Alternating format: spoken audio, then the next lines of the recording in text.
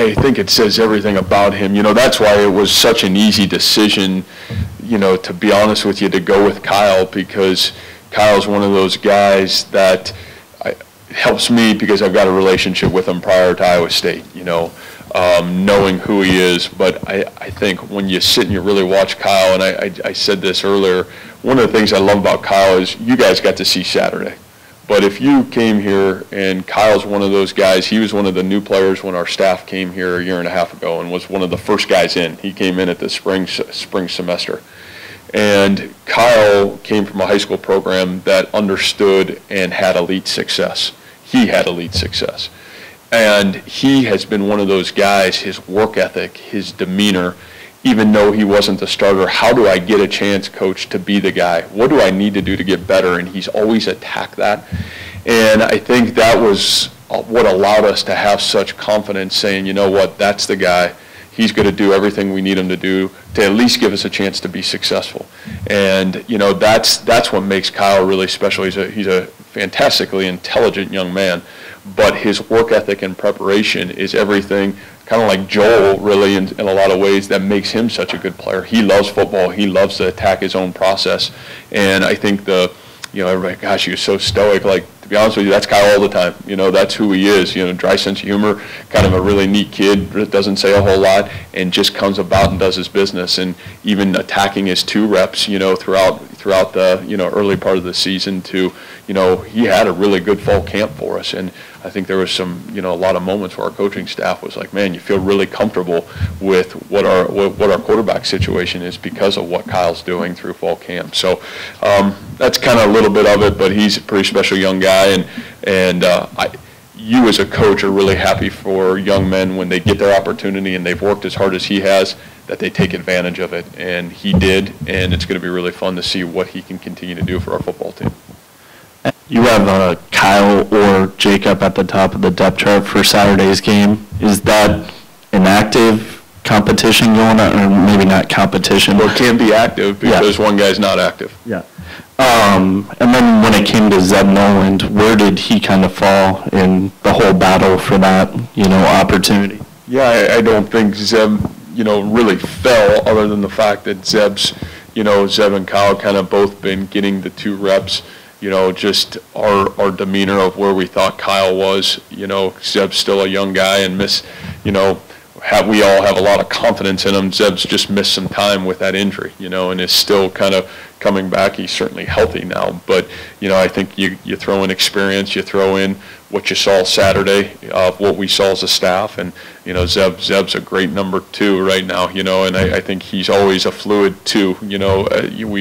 We've got great confidence in Zeb, knows Zeb that he's only going to continue to get better, and, you know, great for him right now because he's getting the majority of all the 2 reps, so that part's really positive for him right now.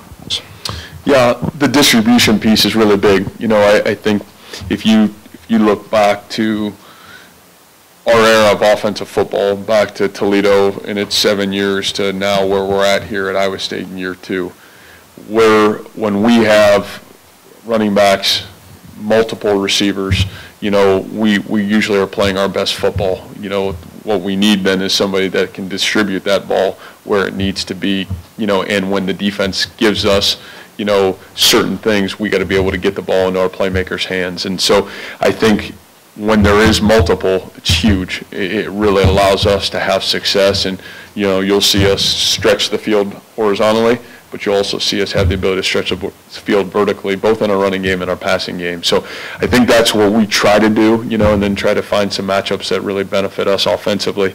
And it's great to have guys that can create matchups for you. So that part's big. You know, I think the thing that our receiving corps probably doesn't get enough credit for is the multiple big plays that we've had this year. So many of them have come off of the willingness from Allen to Hakeem to Trevor to Deshaunte's big block in the game on the bubble screen that we scored Marchie's touchdown.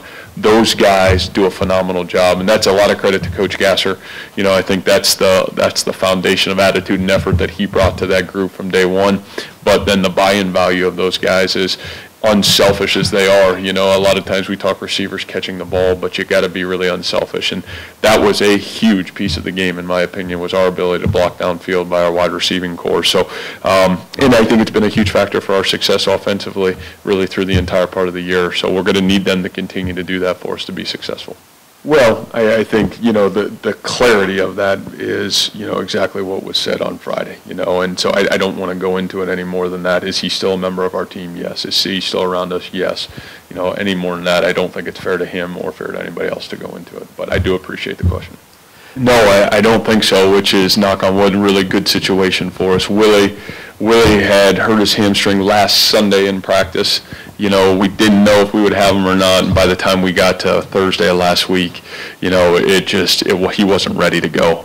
So we left him back here, let him kind of work Friday and Saturday with our training staff back here, which was really good, and he was able to run yesterday didn't practice yesterday, but was able to run, and so I think we'll know a lot more Tuesday, Wednesday, Thursday, but I think it certainly looks a lot better than it did last week, and I'd say he's probable, you know, if I had to put a word to that. And then, you know, Robbie, I think he'll be all right. You know, came back in the game, which is, you know, credit to him, because at one point they said, you know, doesn't look like he's going to come back, and then he came back in for that last drive, and kind of an unsung hero, to be honest with you, to be able to gut it out and go back in there. And, you know, it was just an ankle sprain, and I'm really fortunate, because if you look at it on tape, it looked bad. But, you know, a lot of credit to him to gut it out, and, you know, was able to at least get out there and run around yesterday a little bit. So I think we'll have him back ready to go as well.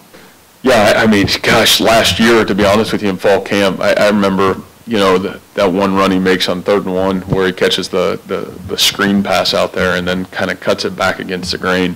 He had one of those maybe our 5th or 6th practice here at Iowa State in the fall camp, and you're like, whoa, this guy can, not only can he run it, but he can catch the ball. And, you know, David's a really high-end route runner. He can go in, he can sink his hips, get in and out of cuts. And the great tailbacks that we've had, you know, and this is dating back to a young man we had early on named Adonis Thomas, to David Fluellen, to Kareem, to now, you know, with what we're doing with David, is all of those guys had that ability to do that, catch the ball out of the backfield. And if you're talking great backs have to do 3 things really well. You got to be able to catch it, you got to be able to run it, you got to be able to block.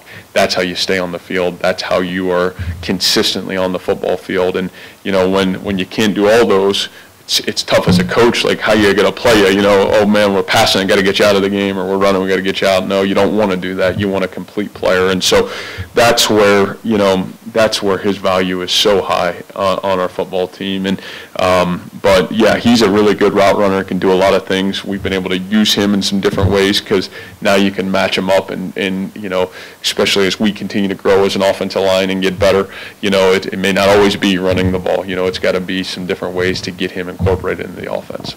Yeah, I think it's a really good point, because I think it's the fact of who are you and where are you going, you know, and it's college football, it's the season's it's a marathon, it's not a sprint. And I said that after the game, and it's one of those marathons that there's going to be highs and lows, and adversity is going to come in so many different forms. It's your ability to weather all that, stay the course, and just get better one day at a time that actually allows you, because we're all defined at the end of this by the completion, the whole of the season, not just one game or 2 games. It's the entirety of the season. So I think our kids really understood that. I think they felt that a year ago, you know, when we learned some really tough lessons, and, you know, and some valuable lessons a year ago. So again, it's continuing to stay on that process and that focus of one day at a time, one game at a time. And, you know, let the chips fall where they may at the end of this season. I think we've proven that we can play with really good teams and win games. You know, not just play with them anymore, but you can win that game. You know, great win. We'll evaluate how good of a win was it really at the end of the season, and where are we as a football team by the season's completion. I've always told our kids, that's why I don't even look at the scoreboard, care less about the records. Really, are we getting better day in and day out? That's what I love about coaching, is I can put the focus on where are we really? You know, what is the mentality of this team? What is our energy level? Where are we putting our time and effort and focus into? Is it getting better? And if it's not, you're in deep trouble, and, you know, you're going to get beat. You look at our schedule and who we play the rest of the way out. Any of those teams can beat you, and can beat you really bad if you're not ready to play. Well, they do, because I think it's so out there. But I think at the end of it, the only thing it does for you in recruiting is it showcases where your vision really is. Why'd you take the job? What are you trying to build here? How are you trying to get this thing done?